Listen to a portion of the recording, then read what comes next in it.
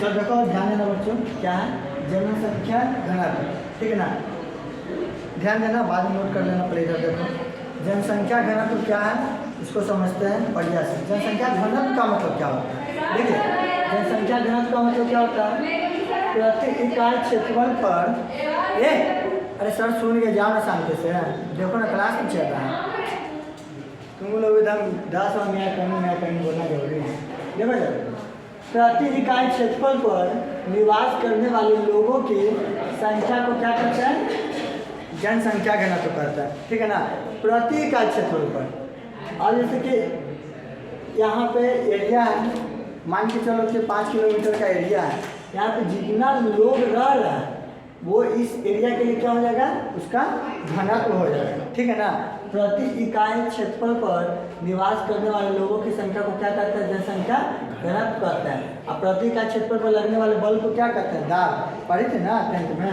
प्रति इकाई क्षेत्रफल पर लगने वाले बल को, अब यहीं पर बल लगा रहे हैं, इसको क्या हो जाता है, दाब यानी कि प्रेशर हो जाता है।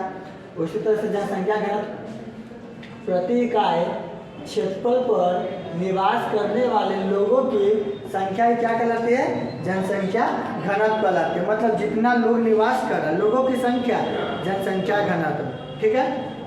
आगे देखिएगा, बात करते हैं भारत में जनसंख्या घनत्व। अब भारत में जनसंख्या घनत्व कैसे है, ठीक है ना।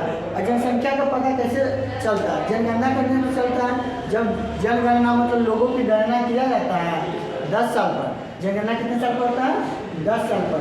तो जनगणना से पता चलता है कि यहाँ की आबादी कितना है, मतलब लोगों की संख्या कितना है, और कौन से लोग कौन से स्थान में कितना लोग हैं। तो हर एक राज्य का, हर एक शहर का जनगणना होता है, गांव का जनगणना होता है ना जी।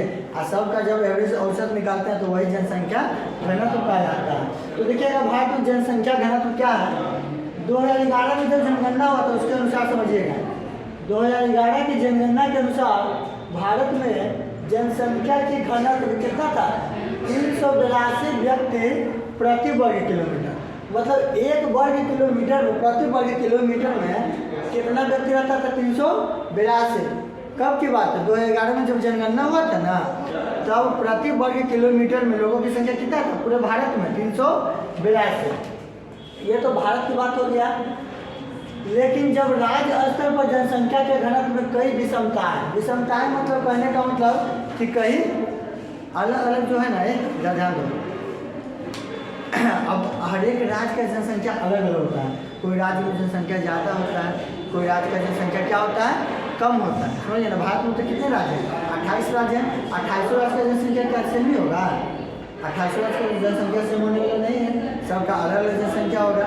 तो यहीं पर लिखा होता है कि राज्य स्तर पर, देखिए भारत के 2011 की जनगणना के अनुसार प्रति वर्ग किलोमीटर कितना लोग रहते थे, 382। लेकिन राज्य स्तर पर जनसंख्या के घनत्व में कई विषमताएं मतलब असमानताएं, समझिए ना, कहीं पर ज़्यादा है तो कहीं पर कम है, ठीक है। एक समान नहीं है, विषमताएं मतलब एक समान संख्या नहीं होगा, एक समान लोग नहीं होगा, समझिए ना, या लोगों की संख्या एक समान नहीं होगा। जैसे देखिएगा अरुणाचल प्रदेश में 17 व्यक्ति प्रति वर्ग किलोमीटर, मतलब प्रति वर्ग किलोमीटर में कितना व्यक्ति रह रहे हैं, 17। वहीं जब हम बिहार की बात करते हैं तो यहाँ पर प्रति वर्ग किलोमीटर कितना रहता है, 1106। देख रहे हैं ना, बहुत का अंतर है। अरुणाचल प्रदेश में प्रति वर्ग किलोमीटर 17 व्यक्ति रहता है, और वहीं जब बिहार की बात करते हैं तो प्रति वर्ग किलोमीटर कितना, 1106 व्यक्ति। अंतर है ना जी। तो ये क्या समान है दोनों राज्य का, दोनों राज्य में समान जनसंख्या निवास कर रही है, नहीं ना। अरुणाचल प्रदेश में देख रहे हैं कि कम है और बिहार में क्या बहुत ज़्यादा है, ठीक है। तो ये है भारत की जनसंख्या घनत्व। भारत की जनसंख्या घनत्व आएगा तो लिखेगा वही 2011 की जनसंख्या के अनुसार, जनगणना के अनुसार 382 व्यक्ति प्रति वर्ग किलोमीटर में रहता था। जबकि राज्य स्तर पर ये जो संख्या है उसमें काफ़ी असमानताएं देखने को मिलता है। जैसे अरुणाचल प्रदेश में प्रति वर्ग किलोमीटर में 17 व्यक्ति निवास करते हैं, और वहीं जो बिहार की बात करते हैं तो प्रति वर्ग किलोमीटर में कितना व्यक्ति रहते हैं, 1106 व्यक्ति निवास करते हैं, ठीक है ना। अब यहाँ देखिएगा, फिर हम केंद्र शासित प्रदेश की बात करते हैं, जहाँ पर राष्ट्रपति का शासन रहता है। समझ गए, केंद्र शासित प्रदेश 8 गो है ना जी, 28 राज्य 8 केंद्र शासित प्रदेश। तो केंद्र शासित प्रदेश में दिल्ली का घनत्व सबसे अधिक है। जो दिल्ली है, दिल्ली तो भारत की राजधानी है, तो वहाँ तो लोग सबसे ज़्यादा रहना ही चाहिए, समझिए ना। वो है एक केंद्र शासित प्रदेश, लेकिन वहाँ का घनत्व सबसे अधिक है। कहाँ का? दिल्ली का, ठीक है ना। कितना है? 11,320 व्यक्ति प्रति वर्ग किलोमीटर। जब हम दिल्ली की बात करते हैं तो दिल्ली में प्रति वर्ग किलोमीटर कितना व्यक्ति रहता है? 11,320 व्यक्ति रहता है। और जबकि अंडमान निकोबार, ये भी क्या है? केंद्र शासित प्रदेश है ना जी, अंडमान निकोबार। अंडमान निकोबार द्वीप समूह में केवल 46 व्यक्ति रहते हैं प्रति वर्ग किलोमीटर, ठीक है ना। तो हमने देखा क्या कि जब 2011 की जनगणना हुआ था भारत में, तो वहाँ का 382 व्यक्ति प्रति वर्ग किलोमीटर है। वहीं जब हम राज्य की जनगणना में देखें तो राज्य में कहीं किसी राज्य में प्रति वर्ग किलोमीटर में लोगों की संख्या ज़्यादा निवास करती है, तो कहीं पे प्रति वर्ग किलोमीटर में लोगों की संख्या कम निवास करती है। फिर हम केंद्र शासित प्रदेश को देखें तो एक हमारा दिल्ली है, तो दिल्ली में लोगों की संख्या हज़ारों में 11,000 से ऊपर है। लेकिन जब अंडमान निकोबार द्वीप समूह को देखते हैं तो वहाँ पर प्रति वर्ग किलोमीटर कितना व्यक्ति है? मात्र 46 व्यक्ति है। तो इसमें काफ़ी विषमता है ना जी, जनसंख्या में तो विषमता है, जगह हर एक जगह में अंतर है। अब देखिएगा त्रैविधीय भारत में केवल राज्य का घनत्व सबसे अधिक है, 807 है। प्रायद्वीपीय भारत में केवल राज्य का जो घनत्व है प्रति व्यक्ति का कितना है? 860 है। इसके बाद तमिलनाडु 555 दूसरा स्थान है। तमिलनाडु जो राज्य है वहाँ भी जनसंख्या क्या है?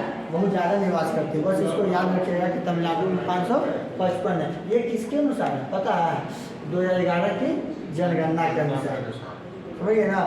और फिर 2021-22 में जनगणना हुआ था ना, तो उसके अनुसार से आप लोग को हम बता देंगे। और देखिए, पर्यावरण की विपरीत दशाओं के कारण उत्तरी तथा उत्तरी पूर्वी भारतीय राज्यों की जनसंख्या घनत्व बहुत ही क्या है? कम है, ठीक है ना। पर्यावरण की विपरीत दशाओं के कारण जो भारत के जो उत्तर ऊपर में होता है जी, भारत के नक्शा में, तो उत्तर में जितना भी राज्य है और उत्तर पूर्व, देखिए उत्तर ये हो गया, उत्तर पूर्व ये हो गया, वाह, ईस्ट वेस्ट नॉर्थ और साउथ, ठीक है ना।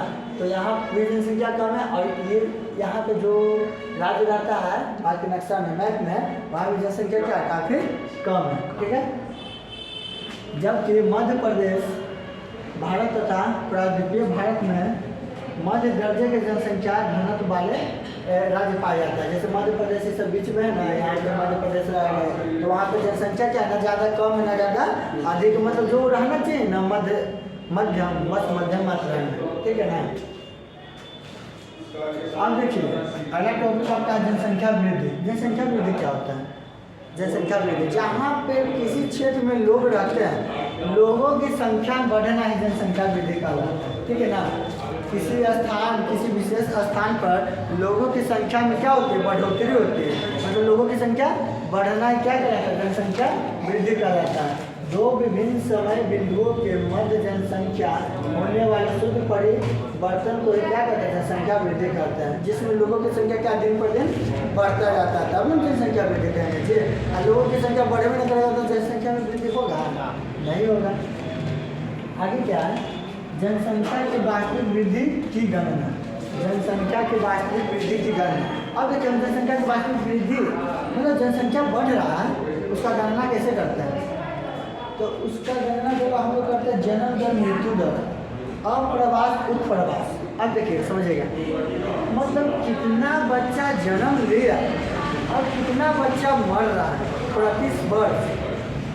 किसी देश में, किसी क्षेत्र में बच्चों का जन्म लेना और उसमें से बच्चों का मरना, उसको जब घटा देते हैं, जो इतना जन्म लिया जितना मर गया, उसके बाद जो हमारा बचता है उसको क्या कहते हैं? जनसंख्या की वास्तविक वृद्धि होती है। अप्रवास उपप्रवास मतलब कोई भी व्यक्ति किसी क्षेत्र में रह रहा, वहाँ का मूल निवासी है, कोई भी चीज़ का मूल निवासी, जैसे हम गुणमहियाबाद में वहाँ का मूल निवासी है, बिहार में का मूल निवासी, यहाँ से छोड़ के हम या तो दूसरा शहर में चले गए या तो दूसरा देश में चले गए, उसी को अप्रवास और उत्प्रवास करते हैं। अपना मूल स्थान को छोड़ के किसी अन्य क्षेत्र या अन्य जगह में जाकर बसना, ये क्या कहलाता है? अप्रवास या उत्प्रवास कहलाता है। ठीक है ना। तो ये था क्या, भारत की जनसंख्या का घनत्व, जनसंख्या घनत्व और क्या जनसंख्या वृद्धि और जनसंख्या की वास्तविक वृद्धि की गणना।